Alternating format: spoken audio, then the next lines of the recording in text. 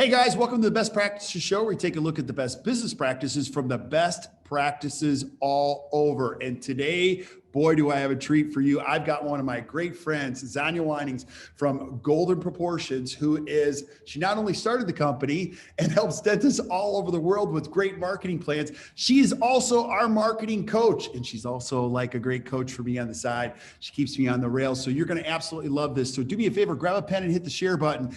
Settle back because you're going to learn a ton. And today we're going to be talking about a very important subject on how do we create a 2021 marketing plan that actually works. So she's going to be talking about some of the key components that you're not even thinking about. So settle in and enjoy this. Now, if you're joining us for the first time, I want to do two things. Number one, I want to welcome you to an incredible community of people that are always learning. And so you're going to see we're learning just like you, and we take a ton of notes here. So after the show, wherever you're consuming the podcast, I want you to visit back because we're going to take great notes, and everything Xana tells us to do, I'm going to have them listed in links. So you can just click on them. They'll take you right to her website, right to whatever we're talking about. I'll make it super easy for you. Secondly, I want to encourage you to subscribe wherever you listen to podcasts, whether it be from Apple, iTunes, Google, Stitcher, wherever. Hit the subscribe button because you can keep showing up with us. And every single week you'll see we're going to be bringing a great key opinion leader that'll just challenge your thinking so that you guys can have a better practice and a better life. So thank you guys for showing up. So I want to introduce my guest. Now, some of you have seen her before. Some of you know her. She's been a great friend of the ACT community. And I'll start with this. I've been doing this for a long time. There are people that come and go in marketing. Like I see them at a trade show and it was the greatest thing since sliced bread. Then you come back to the same booth next year and they're gone. I met you, Xana, probably, 10, 11, 12, 15 years ago. I lose track of time. At least 15 years ago. At least 15 years ago. And she has stood the test of time. She's rock solid. She's our chief marketing consultant. She runs her own company. She also works with a lot of the practices we coach.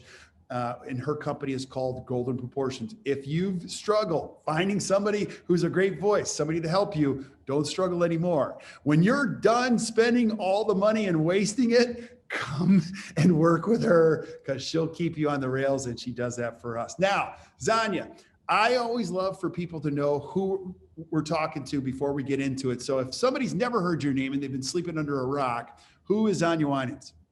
Who is Xana Winans? That's a deep, deep question. I'm going to say the best way to just get to know me is Golden Proportions Marketing is a marketing agency specifically for dentists. And it was started because I'm married to a dentist. So I got to live and breathe his practice journey, learned so many things that 20 years ago, we were able to start our own place. And it's a completely full service company, meaning that whether it's developing the marketing plan or creating a website or doing your SEO and your pay-per-click, your reviews, whatever it is, we do it all under one roof, and it just makes it a lot easier for our clients. So in a nutshell, I think that's me. Yeah, it is. Well, there's a lot more to it, and you guys will see as we get going here today. And today we're going to be talking about a marketing plan for 2021. I'll speak for myself, and maybe a lot of people watching this or listening. 2020 was messed up. It's still messed up. And as we're coming out of it, all of us are trying to find a better 2021. But can we talk about the why of this subject before we get into the how? Why you need a marketing plan? Yes. Wait, if you're a dentist, you got to have a marketing plan? What are you talking about? It's crazy we have to actually ask that question. So the why that we have to have a marketing plan is frankly because things like 2020 exist. That if you do not have a plan, all you're doing is reacting. And that's what we spent the entire year doing, was just reacting to the shockwaves that kept hitting the industry and our patients and everything else. And when you're reacting like that, you don't have the time to slow down and actually think. You're simply just dealing with the crisis of the moment. And that makes a completely unpredictable year. So the reason this is critical is just, if you want to have a smooth 2021, if you don't want to have roller coaster months where it's great one month and complete garbage the next month, if you want to have something where you feel confident that you're going to grow and you're seeing the results, you need a plan. You can't do it seat of your pants. You just can't. Right. Because I've been there and I've done it. It doesn't work and it frustrates everybody. And everything is anecdotal. So when you feel something, you're like, we got to do this, we got to do that. And so today we're going to be talking about how not to do that and come up with a plan that works. And tell us, like, so you talk to a lot of dentists. I do too. Do people have a marketing plan? Like, what percentage of dentists even have one? My guess would be at best, maybe 10% of dentists have a marketing plan. And I'm talking about the dentists that you and I work with, which we know are kind of like the upper echelon, the people who love continuing education. The general dentists of the world, even below that, I bet very, very few of them have it. So if only 1 out of 10 people have a marketing plan, think what an incredible advantage you will have over all the competition in your market if you were that 1 out of 10, because the rest of them are running wild and crazy without a plan, and you're just going to be so much farther ahead of them. Yeah. Now speak to so I'm going to go off the rails a little. Xana, I've been around a long time. I've done all these marketing plans with all these people. It never works out. Like, why should I even consider this? I mean, I'm sure you've heard that one before. Like, money spent on marketing is wasted. Now, I don't believe that's true, but what would you say to somebody saying that? Well, I would say they were probably right in the past that they spent money in a way that completely was wasted. But there's a bunch of reasons as to why it gets wasted. It's because you don't have a plan, and because you're just like, oh no, I am missing patients for this week. There's holes in my schedule, and so you just call and immediately start trying to do something. That's an absolutely easy way to waste your money.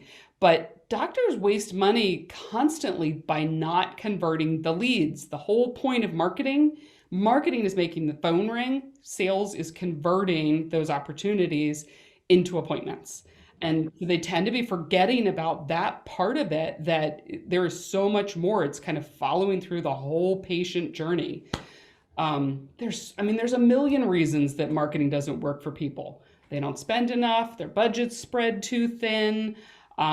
Nobody's actually measuring it, and it's just kind of like how I feel about my marketing.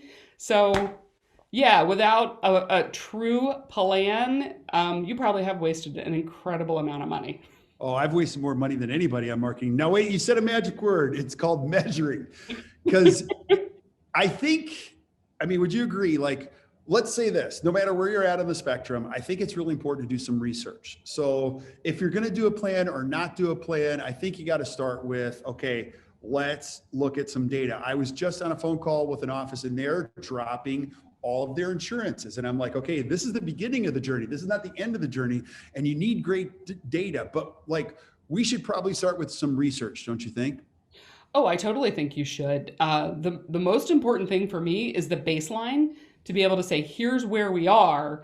And then that baseline measurement will help you decide where you need to go. So just like you help doctors measure their production per hour and their reappointment rate and any of those kind of metrics that are critical for practice running really well, you need to be doing the exact same thing with the marketing that you did in all of 2020, and frankly, 2019, if you have the data. Where did you do it? How much did you spend? How many leads did you generate? And a lead is a phone call, a form submission, online scheduled appointment, which is very different than how many people actually scheduled. And if you know that kind of data, and ideally even the return on investment that you got from a particular piece of marketing, that's the research you have to know upfront to look at your plan for next year objectively. Otherwise, it's just sort of a gut check of what you think needs to happen. And I'll tell you what, when they say data doesn't lie, it doesn't. It just makes it painfully obvious what you need to do. Right. Now, you've helped me along all the years in this. You need to know like acquisition costs, what a new like, let's put this into play really easily for a dentist watching this. Like, now, and correct me if I'm wrong, like you have to know how much a new patient is worth to your practice. Like everybody should know that there's a new patient value and then an acquisition cost. And for years, you've trained me, like you got to have a ratio, like either 3-to-1, like whatever you're investing, there's got to be a tangible ROI. And then you can say, oh, now I can double down on that. That's working. Am I on the right track or off the right track? Like, what are some of the simple metrics if I've never measured anything before? Okay, so there's two things that you mentioned: the cost per lead, Well, you mentioned cost per acquisition. So acquisition is a new patient that you actually had come into the practice. And that's really just, let's say it was your SEO on your website and you got 300 new patients this year, and you take the cost of what you spend on the marketing divided by those 300 patients, you have your cost per new patient. Actually, I think I just said that backwards. It should also be measuring cost per lead, which is how many times did you make the phone ring with the cost of that actual marketing strategy. Because if you find, for example, that you are spending far more in your cost per lead because there's just a ton of people that are making the phone ring, but very, very few of them are converting, maybe they're not high quality leads. So those are two really important metrics. But then ROI is everything. The only way to know your ROI, though, is to have found some way to track your new patients and where they came from. Right. So teams have got to be religious about putting in the actual last known source of how that patient found your practice so that you can pull a report and see what you did this past year. Right. I will tell you, this is fascinating to me. So you know how we have Smart Market Dental, which connects to the practice management software so we can automatically track ROI. One of the first things I do is I go and I look at the referral sources, and the first referral source table that I create is called the none table, which means how many patients, new patients came in this year that nobody knows where they came from. No referral source listed. I will tell you it's typically anywhere from 60 to 80% of all the new patients that you saw. See, that's crazy. Now go back, because you taught me this. Like, you got to find out where they came from. Right. And you know, this goes part with training. So we're going to talk about how to set goals, but like, here's, you guys, if you're listening, here's what Xana is really trying to say. This is actually more of a science than you would think it is. A lot of you just think it's all kind of like, hey, we're going to throw some money. But if you can diagnose where the challenges are, let's say you get a lot of leads, but no conversions, you know where to work. You also can find out when you ask the right questions and you're trained as a team member, which you taught me how to do that. You can find out where the leads came from. And they often, okay, here's an example, because I'm kind of leading you with the question. People don't often tell you where it came from when you go, how did you find out about us, right? You got to do a little bit more homework than that if you're answering the phone in the dental office. Yeah, you absolutely have to dig, because most people will just say that they heard about you from a friend or they were on your website, but what drove them to your website in the first place? Was it because they did a search and you ranked really high and thus it's your SEO? Was it because they read great reviews? Was it because they got a postcard in the mail and it just literally told them to go there? Or was it legitimately a referral from a friend? And so in marketing, that's called the halo effect. So there's a lot of factors that influence someone finally making that decision to pick up the phone and call your office. But if you don't ask those questions, you're just sort of going with whatever comes out of their mouth. And it's pretty much universally going to be a friend told me to come or I was on your website. And that's not really representative of how well the marketing is working. Right. Now you can do what you want if you're a dentist watching this, but listen, I'll be on your side for a second. But Tanya, I'm prepping teeth all day. Like, I don't know what's going on up there. I've got great people going on. You have a product called Smart Market Dental, and you've recorded, like the last time I asked you, it was well over 1 million phone calls. I don't know how many now. And you even shared some of them with me. And I'm like, oh Lord, like you can see conversion rates, you can see all those things, not to be big brother, but like to really know what's going on and coach team members. That's part of the data that you're talking about, right? Well, it has to be, because otherwise, again, it's all anecdotal. And, you know, this is not to hit on any of the front office team members who might be listening, but if it were me who's working the front office and I'm getting a bunch of phone calls and I don't feel like I'm converting them really well, I'm not going to go tell my boss, yeah, I kind of suck at converting these leads that you're spending all this money to generate. So, doctor, you're going to hear a little bit of what they want you to hear.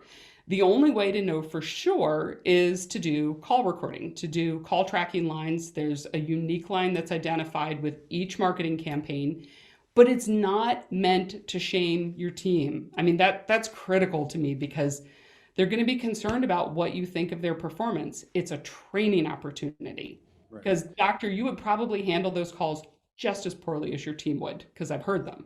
Yeah. Now, and you're exactly right. It's an opportunity to get better. I played football in college. We had to watch game film and it was painful sometimes. I wanted to be a speaker and I had a speech coach and she's like, you need to record lectures. And I'm like, no. And she watched one with me and she's like, this is terrible. And I was like, well, thanks for the vote of confidence. But what she was able to do is say, you can't like, listen, look at that. Like what I was able to learn was how to get better. And I think that's the way we got to position. We're all looking to get better here, and it's an awesome opportunity to learn what's working and what's not working on that side of things. So I do want to talk about goals. Like so once I have the data or any baseline data, like how do I even begin to set goals? Because am I looking for a number of new patients? Am I going to look at historical data? Like where do I even start? So I think the goals are individual to each practice. Usually there's a universal goal of how many new patients I want to see a month. And so maybe you had an average of 30 a month last year.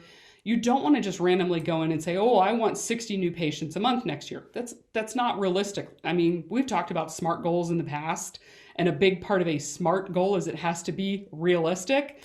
So maybe it's, I want to increase my new patient growth by 10 or 15%. Or a specific number. Another type of goal that's really common is there's a type of patient that I want to get for a particular procedure. I'm now Invisalign certified and I want more of those, or I do sedation dentistry and I want more of those types of patients.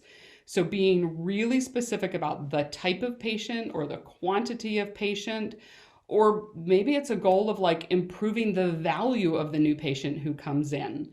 But being really specific and measurable in that goal is the first place to start. So Don't get crazy and aggressive. Yeah. And I love what you said. I want to just go back to that for a second, because you get to hear these conversations. Like some dentists will say, well, I only get 10 new patients a month. And they're sitting next to a dentist at a conference who's like, yeah, I get 300 a month. And I'm like, well, that sounds terrible. You know what I mean? Is there any truth? Like, it might not be bad for them, but I can tell you 300 new patients a month, half of them probably aren't showing. You know, is it the right? So it's not that good or bad. Don't get fooled that more is better. What you said is exactly right. It's got to be the right type of patient instead of the wrong type of patient. Because if you're getting 300, they're not really coming because of you. Sometimes they're coming because you were cheap, there was an offer, you were on their plan, something like that. So I think it's very important for a dentist to come up with realistic goals for a number of new patients. And some of you have been doing this for a long time. You know what that number is. Now, wait, I have so many questions because I get these and I don't know the answer. So a dentist called me this week, said, how much of my production should come from new patients? And I honestly don't know the answer. I would almost say it depends. But how do you answer that question?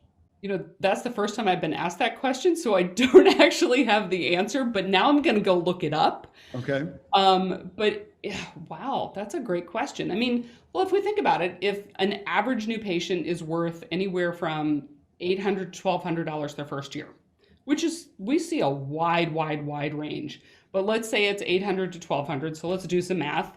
And let's say a typical practice with one doctor seeing patients 15 days a month, 16 days a month.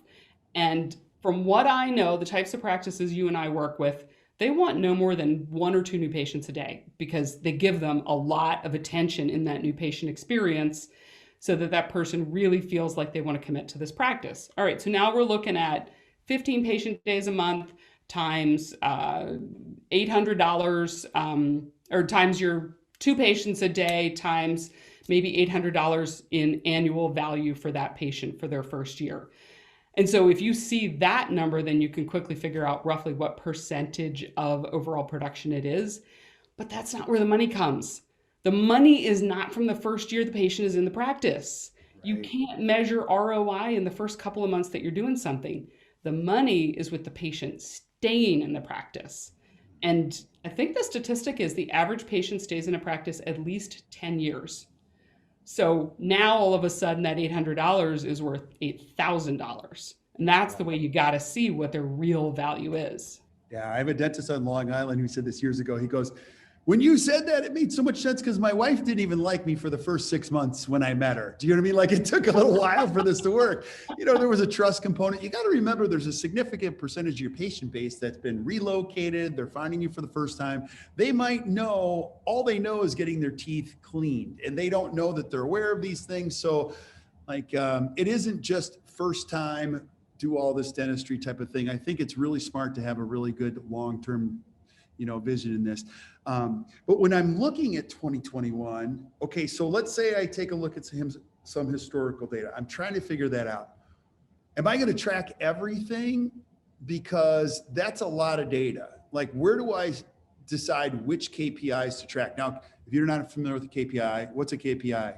Key performance indicator. It's a number that says, am I hitting my goal or not? Okay. So typically when you're working with a practice, how many KPIs are you tracking? Like, let's take some practice you talked to today and you're looking at 2021. Are you looking at 30 things, 10 things, or 5 things? So while we might look at a large number of things in the beginning before we create a plan, because that's what tells us where the opportunities lie, once we've got the plan and the goals, I'm a big believer in what we call the critical few.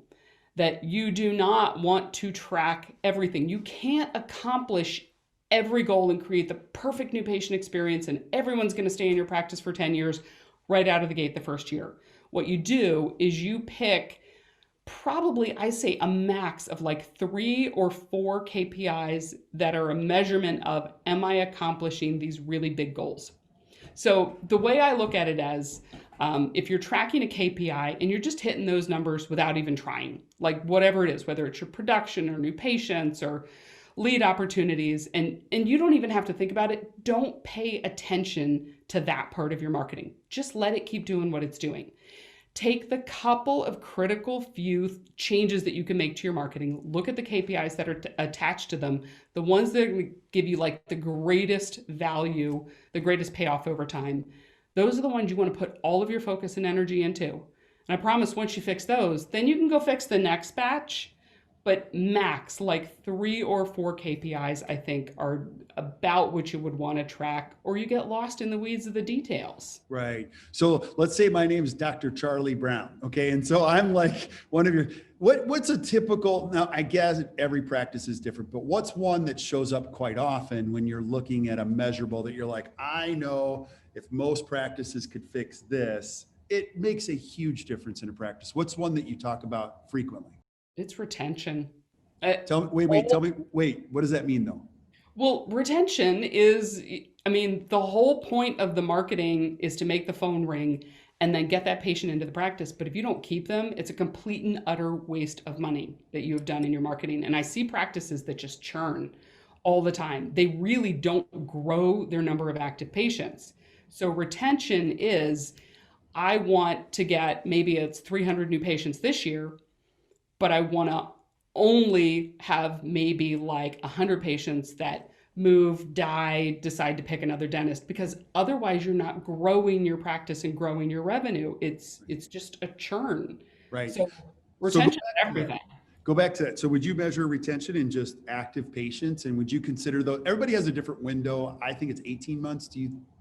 Yeah, we measure 18 months. So Okay. active patients is like one of the biggest things that we look at, because it just tells you, is the problem the marketing, or is the problem how you're getting people rescheduled, or the experience that they're having in the practice? Right. Often Now, it's more internal. yeah. So you guys can see, like, she's really smart, and I totally geek out on this. So I apologize for the questions, but I want to know your thoughts on this. Like what you just shared, it's got to be the net number. It's not just adding. And you hear people say this, like there's a certain percentage of your patient base that will die, move away, get displaced. When you look at attrition, like if I'm a dentist, what can I expect? What's a range of attrition percentage wise on patients?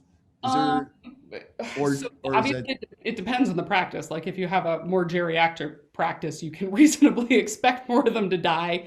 But national statistic is 8% of people move every single year. So it is realistic to expect to lose 8% of your practice, of your active patients, just because they moved for a different job or they didn't like the community they were in anymore.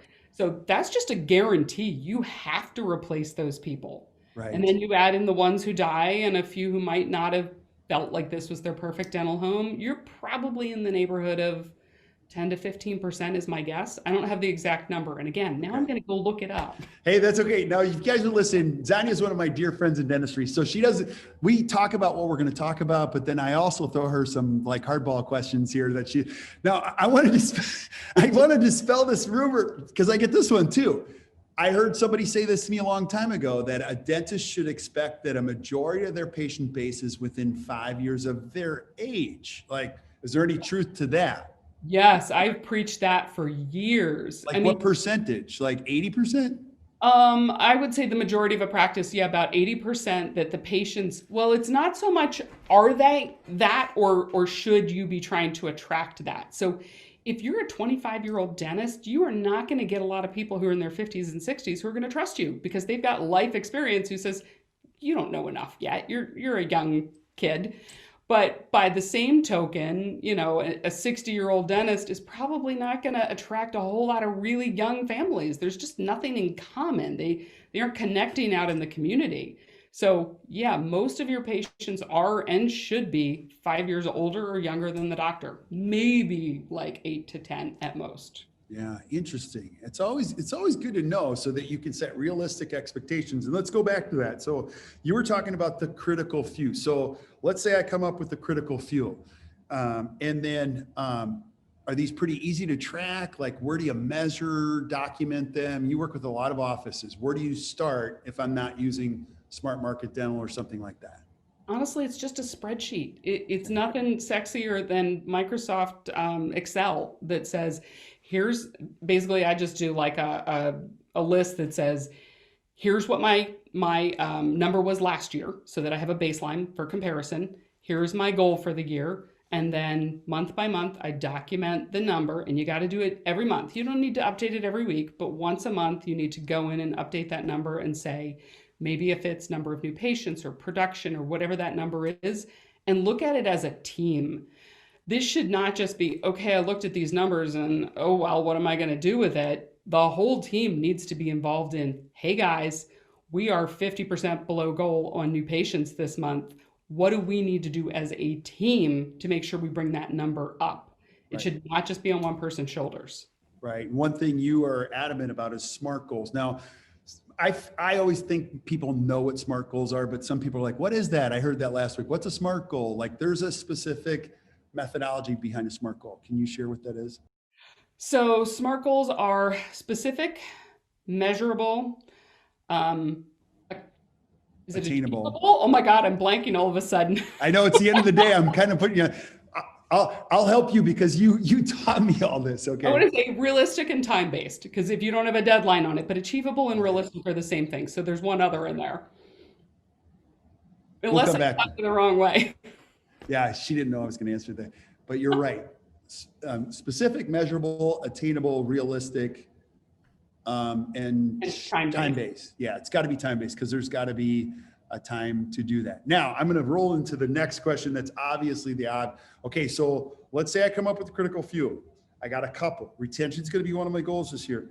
How much money should I allocate to, and you hear from experts, it's all over the board of how much you should spend on marketing. What's your thought?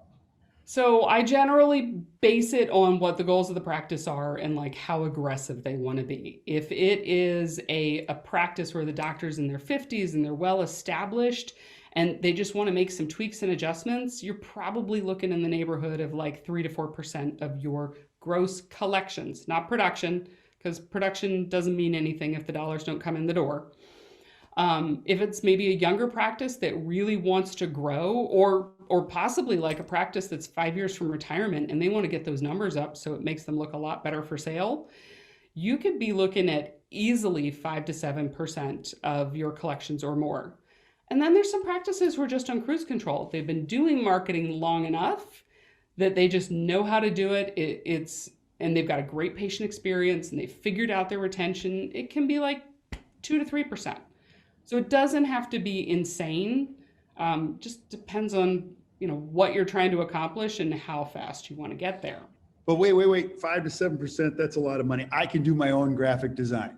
Like, no, I'm saying that jokingly because I've tried it. It is miserable. Like, I'm just, forget it. You don't even need to answer that question, Xana, but you see it all the time.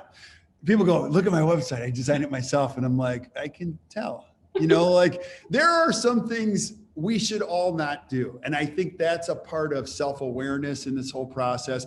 I now know I should never, ever, ever do graphic design, ever.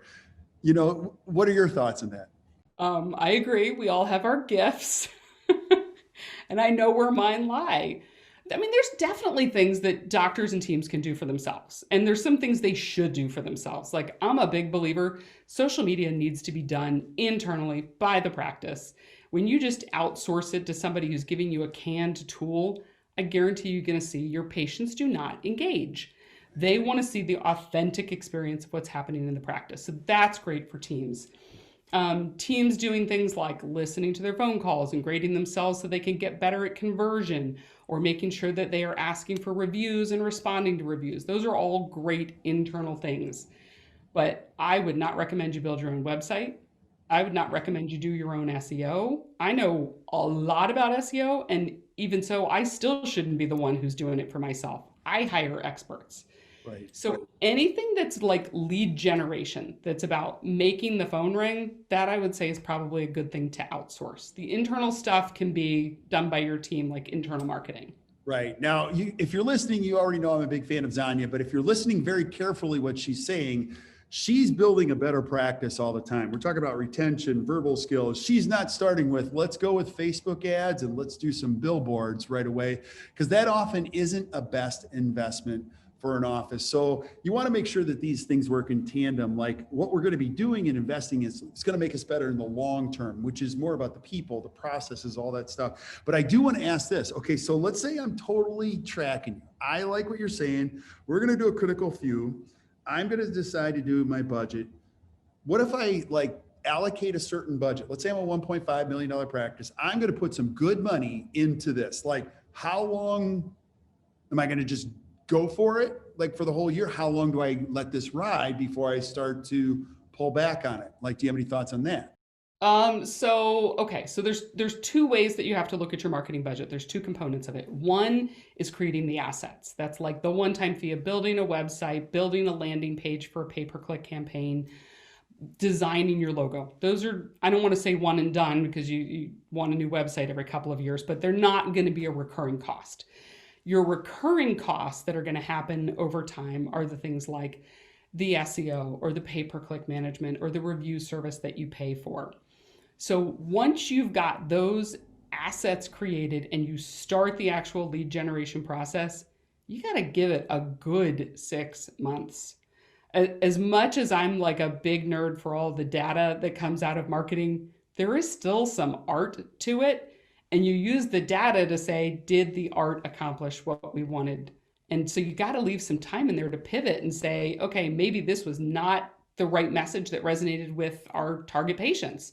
So let's change the message. So typically a good 6 months to a year on a strategy, give it time to get some legs, and then you can decide if you need to change it, as long as you're measuring it.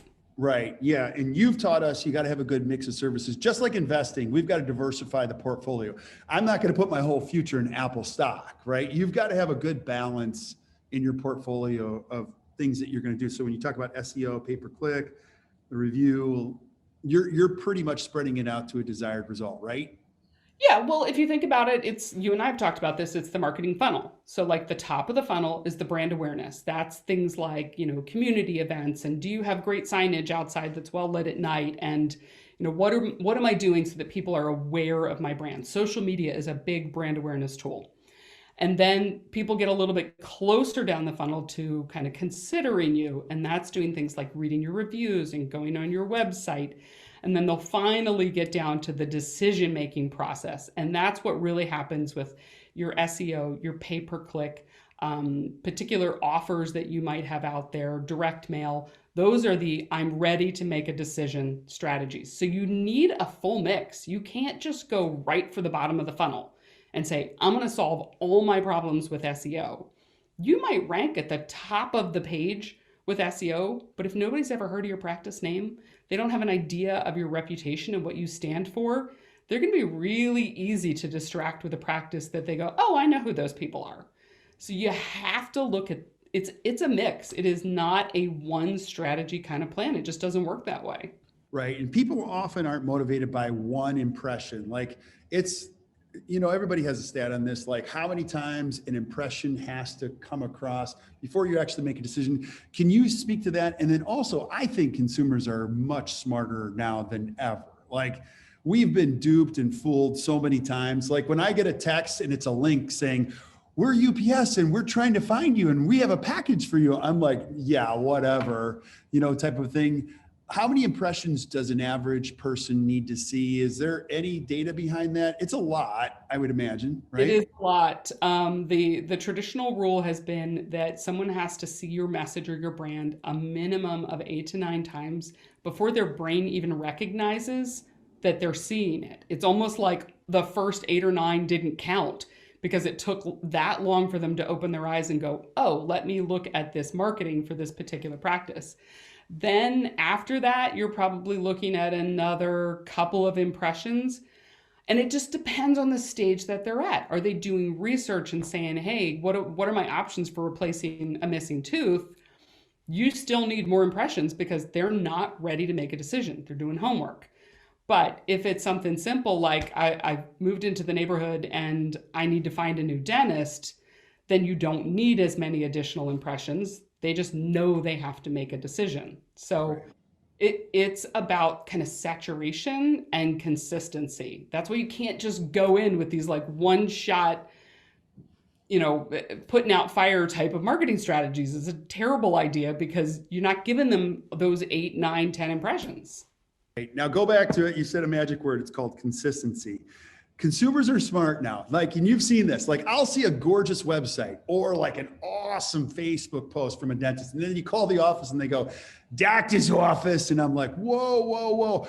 Patients can pick up on, you can do gorgeous out here. But if it's a poor experience, the synapses don't work in their brain. They're like, whoa. That's like a key piece of what you're teaching, the brand consistency from front to back, right? Yeah, it absolutely has to be. Everything from like, are the colors of your logo, do they feel like the office environment that you're walking into? People just get that something doesn't feel congruent here. There's a lot of subtle cues that we just pick up on as consumers that are going to influence our decision. So the consistency is seeing them over and over and over again, but it's also consistency in the message. If your positioning message is that you're like this incredibly warm, friendly local dentist, which is a very generic message, they better have that experience when they walk in the door, or they're going to say these people, like it was a bait and switch. And you can't let your ego get in the way because, again, I'm going to go back to what we were talking before. Once you have the data and the research, now you can start to. So this morning in our call, Xana was like, okay, we're going to install some heat maps. We're going to figure out where these people are going because I can be really opinionated about the colors and the layout. You can't deny when you see where people go on your site. Explain what a heat map is because I love that coaching you gave us this morning. You can actually track what people do, how long they stay, where they go on your site, right? Yeah, it's very big brotherish, but it is incredibly useful. We all, I think, bring our personal perspective and biases into the marketing that we're having somebody create. We're like, but this is how I would engage with this marketing, so everybody must do it that way. Not true. Heat mapping is one of the best things out there. You can install heat mapping software on your website. We use one called Hotjar. There's a couple of other good ones out there. But the important thing is after it gets typically like a month's worth of information, you can see how people are using your website. So they typically look at like 3 different things with heat mapping software. They look at how far people are scrolling down the page. So if you have a bunch of really good information and all your calls to action are on the bottom half of the page, and by the bottom half of the page, you got about 25% of people left, you need to move that information up. They also do click maps so that you can see exactly where people are clicking. And this is fascinating because you might use like an icon in your design and think it looks really cool. And they think it's something they can click on. And you'll realize you're actually frustrating the user because they're clicking on something that isn't actually going to give them action and take them somewhere. So we need to see that behavior. And then the heat map is literally like, where does my mouse move? Where do they spend their time and attention? I think I mentioned to you this morning, it's almost like watching somebody read a book line by line with their finger. Their mouse moves where their brain is going on the website. That's showing you how their brain is thinking, and it tells you what they care about. So you get like a month's worth of that data, and I bet you're going to completely rip your website apart and change a lot of things so that people get the experience they want. Yeah, that might not be something I want to take a look at because I already know it's going to be frightening. Because so more on that later. We'll probably have a follow-up, and I'd love to do some heat maps on dental websites and say, look, here's one that's working, here's one that's not working. So okay, so now I'm totally in. Okay, so I've got my critical few, I got my budget in place. We're going to do consistency. Let's say 2020 was an okay year for me. I want to kill it in 2021. What are some of the biggest mistakes or biggest failures practices make as they get started on this? Where do they go wrong?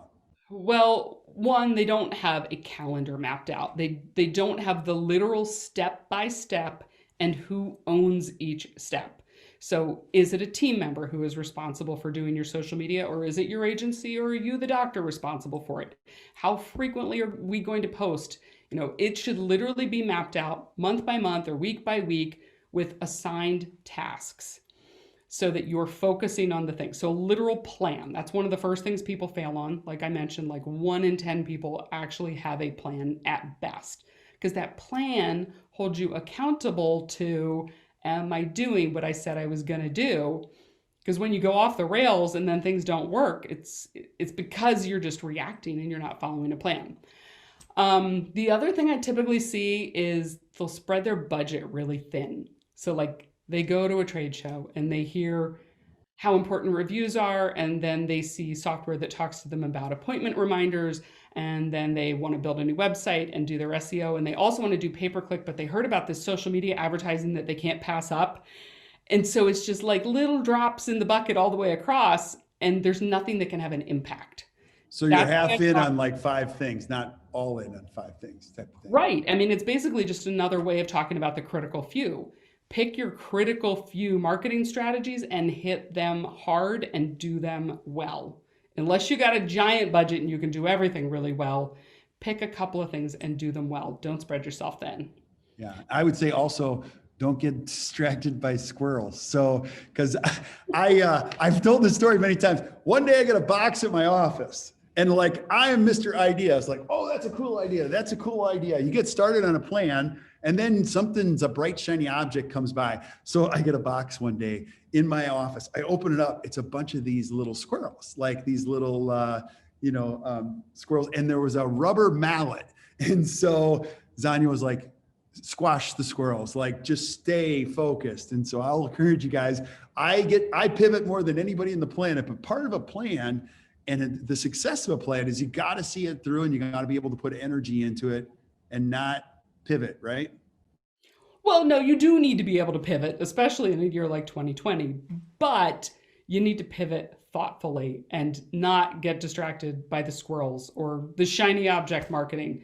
Don't just like somebody says this worked for them, oh, I need to try it. That is a sure way to waste money. Everybody's practice is different. Their goals are not your goals. So get some stuffed squirrels and a hammer and just like beat them during your team meetings when someone starts to go off track.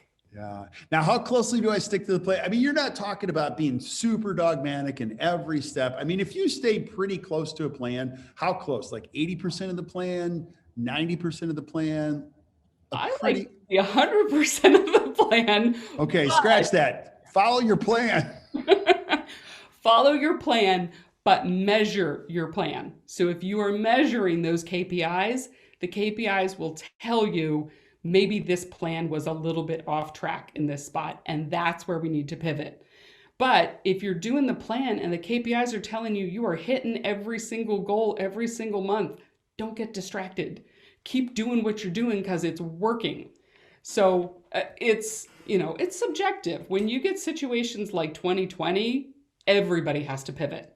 That's just inevitable. Nobody could have predicted this.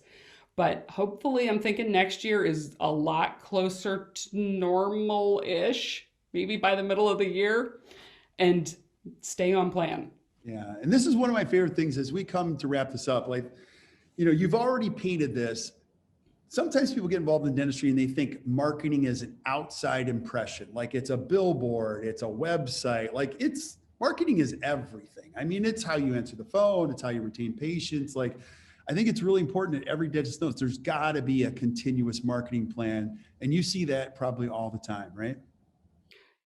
Yeah, for us, it's critical. Our doctors get a brand new plan every single year. My team is swamped in like October, November, December because they're laying out the plan for the next year. Because when someone follows the plan, they see that it works and they just want to keep doing the plan.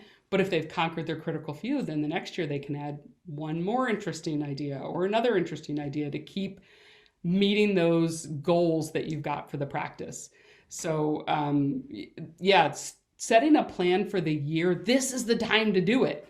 I mean, we are just on the verge of a brand new year. If you are not getting your plan together, you're going to be halfway through the year and going, what happened? I love it. Nobody wants that. Yeah. Any last thoughts you have before we wrap up? Give us a piece of advice if I'm a young dentist watching this. So piece of advice, track everything. So record your calls, like put a tracking phone number on every piece of marketing you're doing, because that is going to be the most eye-opening thing you're going to see. That, and create a plan. Like, just give us a call. I love to talk to people. My team loves to talk to people and just hear what they've been doing, what's working, what's not working. And when you've worked with thousands of practices, we can give you a lot of objective, well, no wonder this didn't work. Here's a better way to do it. So I love helping people like that. I would take those calls all day long. Yeah, absolutely. And if you're listening to this and you're kind of struggling what to do, I'm going to tell you, don't even hesitate. Reach out to Xana and her team. They are amazing. She'll even take a look at your website and grade it for you and tell you how bad it is or how good it is. She did that for me and it freaked me out. But for the benefit of people that are listening, maybe on iTunes or anything, Xana, how do I find you? Where do I learn more about who you are, what your company does? Easiest place to go is our website, which is goldenproportions.com. You can see the services, you can see a portfolio so that you can check out the work that we do, make sure it fits your style. And then we have live chat on there that's monitored pretty much all the time. That's the easiest place for most people to start. They just ask a quick question, or they can go schedule an appointment so that they can talk directly with one of our team members and find out a little bit more. Awesome. You guys are the real deal. Xana, as always, I appreciate our friendship. Your mentoring, what you do for our clients. It's awesome. So thank you so much. And we're going to have Xana back again and again and again with new topics, new things to cover in 2021 to make sure you guys have the greatest year ever. So stick around, Xana, while we say goodbye to everybody else. But thank you guys for watching the Best Practices Show. If you enjoyed today, which I know you did, do us a favor, hit the share button, share it with your friends. Keep sending us suggestions for things that you would like to see on the Best Practices Show, whether it be from Xana or other guests. We'll keep lining that up because we have a fabulous 2021 lined up. Check out Act Dental U, our workshops there. Keep showing up, subscribe, and together we will make this the greatest year ever. So until we see you next time, keep watching the Best Practices Show. You guys enjoy the rest of your evening.